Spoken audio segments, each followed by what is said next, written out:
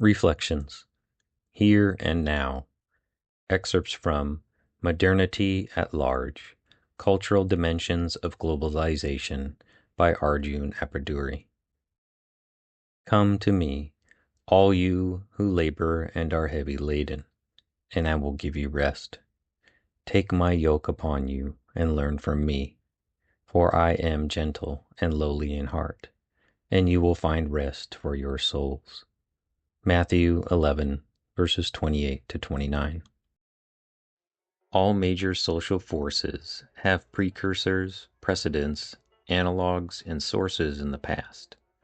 It is these deep and multiple genealogies that have frustrated the aspirations of modernizers in very different societies to synchronize their historical watches. This video, too, argues for a general rupture in the tenure of intersocietal relations in the past few decades. This view of change, indeed of rupture, needs to be explicated and distinguished from some earlier theories of radical transformation. One of the most problematic legacies of grand Western social science, Auguste Comte, Karl Marx, Ferdinand Tönnies, Max Weber, Emile Durkheim, is that it has steadily reinforced the sense of some single moment, call it the modern moment, that by its appearance creates a dramatic and unprecedented break between past and present. Reincarnated as the break between tradition and modernity, as typologized as the difference between ostensibly traditional and modern societies, this view has been shown repeatedly to distort the meanings of change and the politics of pastness. Yet the world in which we now live, in which modernity is decisively at large, irregularly self-conscious, and unevenly experienced, surely does involve a general break with all sorts of pasts. What sort of break is this, if it is not the one identified by modernization theory? Implicit in this video is a theory of rupture that takes media and migration as its two major and interconnected diacritics and explores their joint effect on the work of the imagination as a constitutive feature of modern subjectivity. The first step of this argument is that electronic media decisively changed the wider field of mass media and other traditional media. This is not a monocausal fetishization of the electronic. Such media transform the field of mass mediation because they offer new resources and new disciplines for the construction of imagined selves and imagined worlds. This is a relational argument. Electronic media mark and reconstitute a much wider field in which print mediation and other forms of oral, visual, and auditory mediation might continue to be important. Through such effects as the telescoping of news into audio-video bytes, through the tension between the public spaces of cinema and the more exclusive spaces of video watching, through the immediacy of their absorption into public discourse, and through their tendency to be associated with glamour, cosmopolitanism, and the new electronic media, whether associated with the news, politics, family life, or spectacular entertainment, tend to integrate, subvert, and transform other contextual literacies. Electronic media give a new twist to the environment within which the modern and the global often appear as flip sides of the same coin. Pues nosotros no nos esperamos llegar a vivir así afuera, en la calle, pues. We never expected to live on the street. That's what Colombian asylum seeker Yeselia Gomez says about life in the U.S. Always carrying the sense of distance between viewer and event, these media nevertheless compel the transformation of everyday discourse. At the same time, they are resources for experiments with self-making in all sorts of societies, for all sorts of persons. They allow scripts for possible lives to be imbricated with the glamour of film stars and fantastic film plots, and yet also to be tied to the plausibility of news shows, documentaries, and other black and white forms of telemediation and printed text. Because of the sheer multiplicity of the forms in which they appear, cinema, television, computers, and telephones, and because of the rapid way in which they move through daily life routines, electronic media provide resources for self-imagining as an everyday social project. As with mediation, so with motion. The story of mass migrations, voluntary and forced, is hardly a new feature of human history.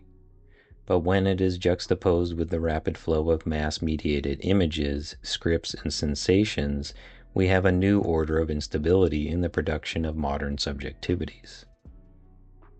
These create diasporic public spheres, phenomena that confound theories that depend on the continued salience of the nation-state as the key arbiter of important social changes. Thus, to put it summarily, electronic mediation and mass migration mark the world of the present not as technically new forces, but as ones that seem to impel and sometimes compel the work of the imagination. Together, they create specific irregularities because both viewers and images are in simultaneous circulation. Neither images nor viewers fit into circuits or audiences that are easily bound within local, national, or regional spaces. Of course, many viewers may not themselves migrate. And many mass-mediated events are highly local in scope, as with cable television in some parts of the United States. But few important films, news broadcasts, or television spectacles are entirely unaffected by other media events that come from further afield. And few persons in the world today do not have a friend, relative, or co-worker who is not on the road to somewhere else or already coming back home, bearing stories and possibilities. In this sense, both persons and images often meet unpredictably, outside the certainties of home and the cordon sanitaire of local and national media effects. This mobile and unforeseeable relationship between mass-mediated events and migratory audiences defines the core of the link between globalization and the modern. The work of the imagination, viewed in this context, is neither purely emancipatory nor entirely disciplined, but is a space of contestation in which individuals and groups seek to annex the global into their own practices of the modern. Ever since Durkheim and the work of the Annales Sociologiques group, anthropologists have learned to regard collective representations as social facts, that is, to see them as transcending individual volition, as weighted with the force of social morality, and as objective social realities. What I wish to suggest is that there has been a shift in recent decades, building on technological changes over the past century or so, in which the imagination has become a collective, social fact. This development, in turn, is the basis of the plurality of imagined worlds. On the face of it, it seems absurd to suggest that there is anything new about the role of imagination in the contemporary world. After all, we are now accustomed to thinking about all societies as having produced their versions of art, myth, and legend, expressions that imply the potential evanescence of ordinary social life. In these expressions, all societies showed that they could both transcend and reframe ordinary social life by recourse to mythologies of various kinds, in which social life was imaginatively deformed. In dreams, finally, individuals, even in the most simple societies, have found the space to refigure their social lives, live out proscribed emotional states and sensations, and see things that have then spilled over into their sense of ordinary life. All these expressions, further, have been the basis of a complex dialogue between the imagination and ritual in many human societies, through which the force of ordinary social norms was somehow deepened through inversion, irony, or the performative intensity and the collaborative work demanded by many kinds of ritual. All of this is the surest sort of knowledge bequeathed to us by the best canonical anthropology over the past century. In suggesting that the imagination in the post-electronic world plays a newly significant role, I rest my case on three distinctions. First, the imagination has broken out of the special expressive space of art, myth, and ritual, and has now become a part of the quotidian mental work of ordinary people in many societies. It has entered the logic of ordinary life from which it had largely been successfully sequestered. Of course, this has precedence in the great revolutions, cargo cults, and messianic movements of other times, in which forceful leaders implanted their visions into social life, thus creating powerful movements for social change. Now, however, it is no longer a matter of specially endowed charismatic individuals injecting the imagination where it does not belong. Ordinary people have begun to deploy their imaginations in the practice of their everyday lives. This fact is exemplified in the mutual contextualizing of motion and mediation. More people than ever before seem to imagine routinely the possibility that they or their children will live and work in places other than where they were born.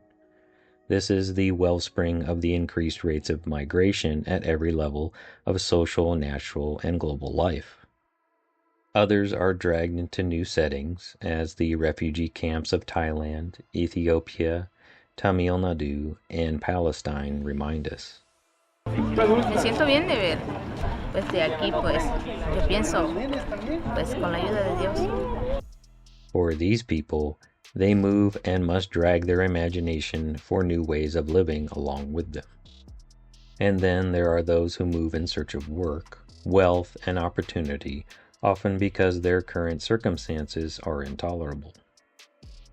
Technology, particularly through big tech companies, is the lifeblood of the current immigration, enforcement, and detention regime of our country.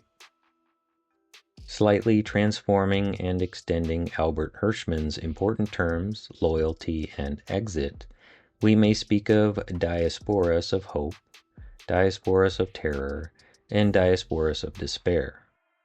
But in every case, these diasporas bring the force of the imagination as both memory and desire into the lives of many ordinary people, into mythographies different from the disciplines of myth and ritual of the classic sort. The key difference here is that these new mythographies are charters for new social projects and not just a counterpoint to the certainties of daily life. They move the glacial force of the habitus into the quickened beat of the improvisation of large groups of people.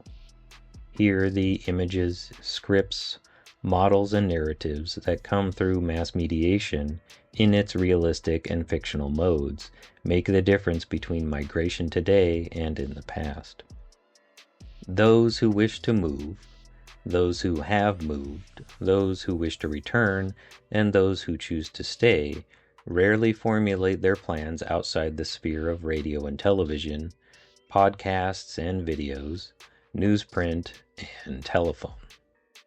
For migrants, both the politics of adaptation to new environments and the stimulus to move or return are deeply affected by a mass-mediated imagery that frequently transcends national space. The second distinction is between imagination and fantasy. There is a large and respectable body of writing, notably by the critics of mass culture and of the Frankfurt School, and anticipated in the work of Max Weber, that views the modern world as growing into an iron cage and predicts that the imagination will be stunted by the forces of commoditization, industrial capitalism, and the generalized regimentation and secularization of the world. The modernization theorists of the past 3 decades, from Weber by way of Talcott Parsons and Edward Shills, to Daniel Lerner, Alex Ingalls, and many others, largely accepted the view of the modern world as a space of shrinking religiosity and greater scientism, less play and increasingly regimented leisure, and inhibited spontaneity at every level. There are many strands in this view, but there is something fundamentally wrong with it. The error works on 2 levels. First, it is based on a premature requiem for the death of religion and the victory of science. There is vast evidence in new religiosities of every sort that religion is not only not dead, but that it may be more consequential than ever in today's highly mobile and interconnected global politics. On another level, it is wrong to assume that the electronic media are the opium of the masses. This view, which is only beginning to be corrected, is based on the notion that the mechanical arts of reproduction largely reprimed ordinary people for industrial work. It is far too simple. There is growing evidence that the consumption of the mass media throughout the world often provokes resistance, irony, selectivity, and, in general, agency. Terrorists modeling themselves on Rambo-like figures, who have themselves generated a host of non-Western counterparts, housewives reading romances and soap operas as part of their efforts to construct their own lives, Muslim family gatherings, listening to speeches by Islamic leaders on cassette tapes, domestic servants in South India taking packaged tours to Kashmir. These are all examples of the active way in which media are appropriated by people throughout the world. T-shirts, billboards, and graffiti, as well as rap music, street dancing, and slum housing, all show that the images of the media are quickly moved into local repertoires of irony, anger, humor, and resistance. Nor is this just a matter of third world people reacting to American media, but it is equally true of people throughout the world reacting to their own national electronic media. On these grounds alone, the theory of media as the opium of the people needs to be looked at with great skepticism. This is not to suggest that consumers are free agents, living happily in the world of safe malls, free lunches, and quick fixes. Consumption in the contemporary world is often a form of drudgery, part of the capitalist civilizing process. Nevertheless, where there is consumption, there is pleasure. And where there is pleasure, there is agency. Freedom, on the other hand, is a rather more elusive commodity. Further, the idea of fantasy carries with it the inescapable connotation of thought divorced from projects and actions, and it also has a private, even individualistic sound about it. The imagination, on the other hand, has a projective sense about it, the sense of being prelude to some sort of expression, whether aesthetic or otherwise. Fantasy can dissipate because its logic is so often autotelic, but the imagination, especially when collective, can become the fuel for action. It is the imagination, in its collective forms, that creates ideas of neighborhood and nationhood, of moral economies and unjust rule, of higher wages and foreign labor prospects. The imagination is today a staging ground for action and not only for escape. The third distinction is between the individual and collective senses of the imagination. It is important to stress here that I am speaking of the imagination now as a property of collectives, and not merely as a faculty of the gifted individual, its tacit sense since the flowering of European Romanticism. Part of what the mass media make possible because of the conditions of collective reading, criticism, and pleasure, is what I have called a community of sentiment, a group that begins to imagine and feel things together. Collective experiences of the mass media, especially film and video, can create sodalities of worship and charisma, such as those that formed regionally around the Indian female deity Santoshi Ma in the 70s and 80s, and transnationally around Ayatollah Khomeini in roughly the same period.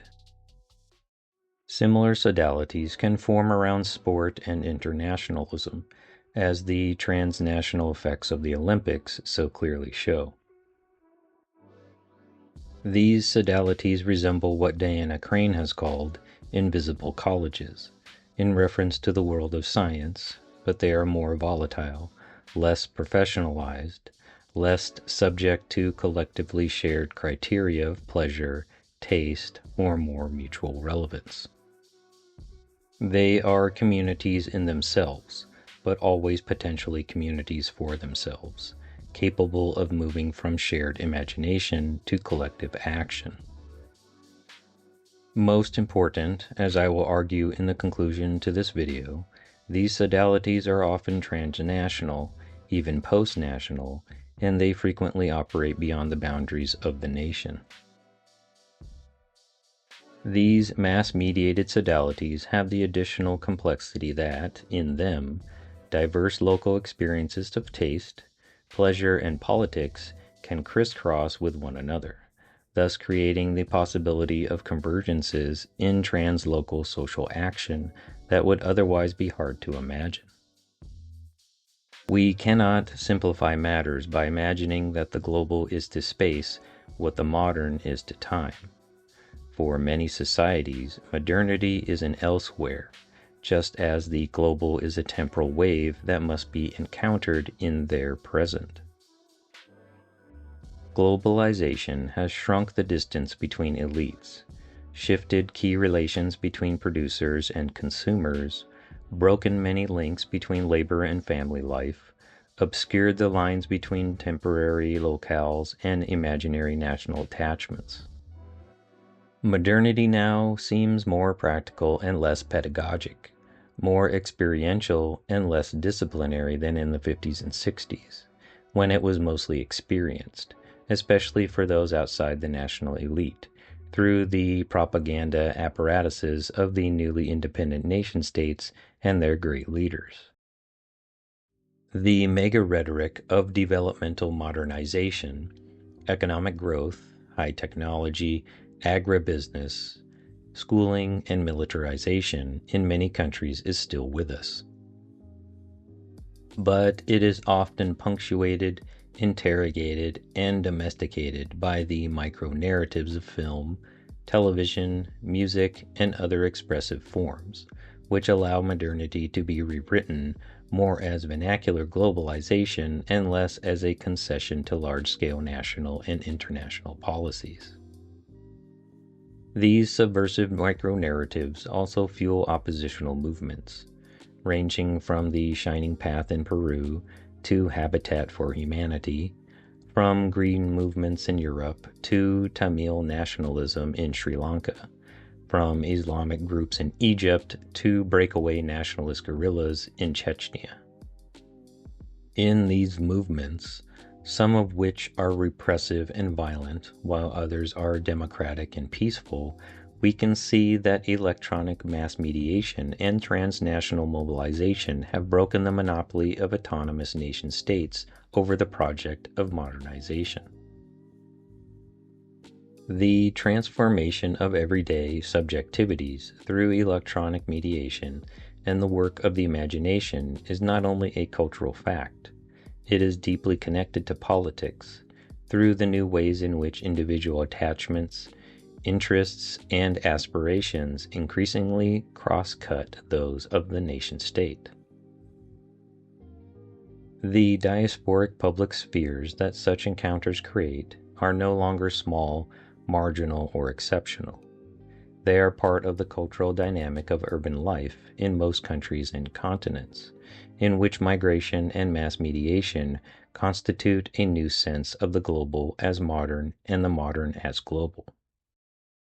So the first set of technologies that potential migrants are potentially subjected to, starts with predictive analytics, which is a tool that is used to, or that claims that used to understand future migration and displacement patterns. So this category also includes surveillance technologies such as drones and sensor cameras used in border regions to deter or push back potential arrivals. The second category includes technologies that are implemented in immigration, basically to process immigration applications. And the last category includes technologies that are used in asylum, either in asylum decision-making or the broader asylum support system. Immigration policy protests continued in the Bay Area over the weekend and included Google co-founder Sergey Brin, who was born in Russia. He told a reporter he was there because he's a refugee. I think most people are frustrated, scared, angry. If America loses the status, the ability to attract the very best talent, I think we stand to lose a lot more than we stand to gain. Levchin's sentiments were echoed across the high-tech industry. The CEO of Netflix called the ban un-American. Uber's CEO says it's unjust. And in an email to employees obtained by CBS News, Apple CEO Tim Cook says it's not a policy we support. Other companies are taking action. Google is creating a multi-million-dollar crisis fund for 4 immigration rights organizations. Lyft is donating $1 million to the ACLU, and Airbnb is offering free housing for anyone impacted by the president's order. The intense battles over the English language and about immigrant rights, now heating up again in the United States, are not just one more variant on the politics of pluralism. Pluralism is not about holding hands and singing Kumbaya. It is not about abandoning your convictions and folding when things get tough. It is about recognizing that in a democracy, power comes from forging alliances and building coalitions and making room in those coalitions, not only for the woke, but also for the waking. These battles are about the capability of American politics to contain the diasporic politics of Mexicans in Southern California, Haitians in Miami, Colombians in New York, and Koreans in Los Angeles. These technologies already have impacts on people's human rights and on their lives.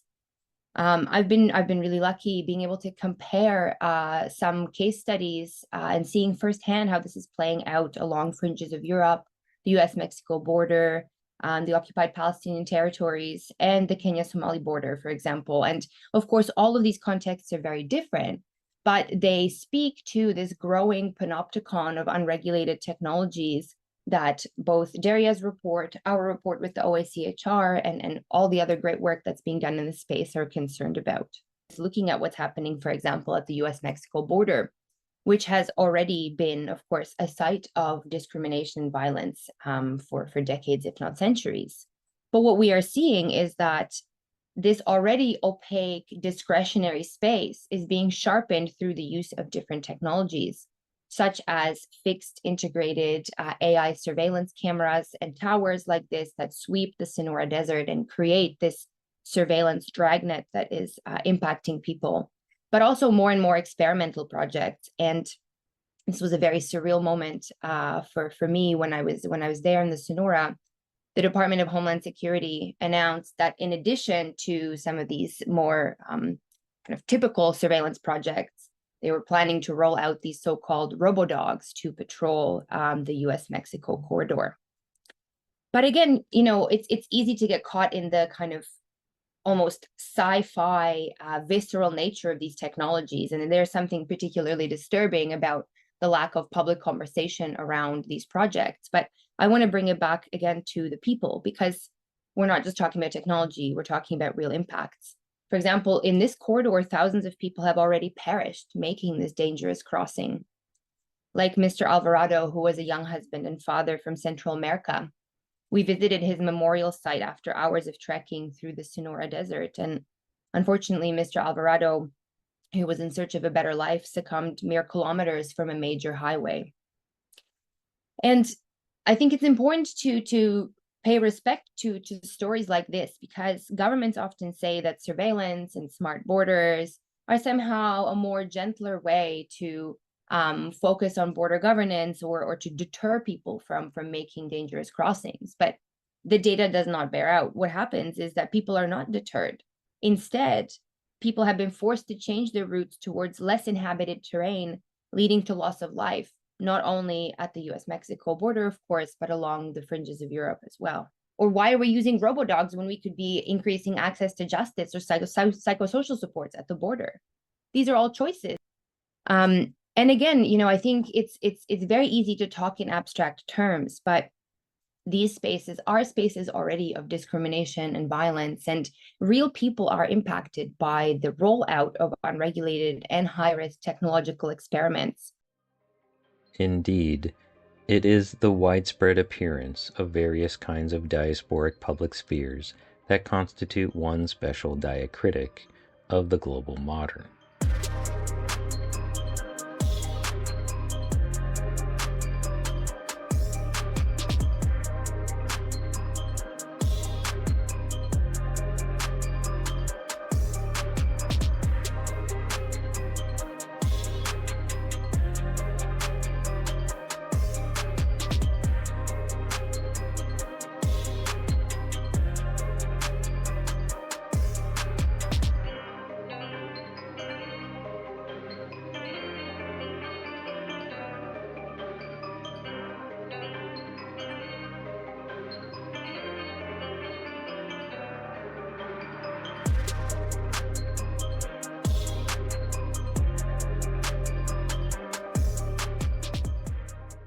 In response to this, the imagination is more than just a vision of fantasy and adventure.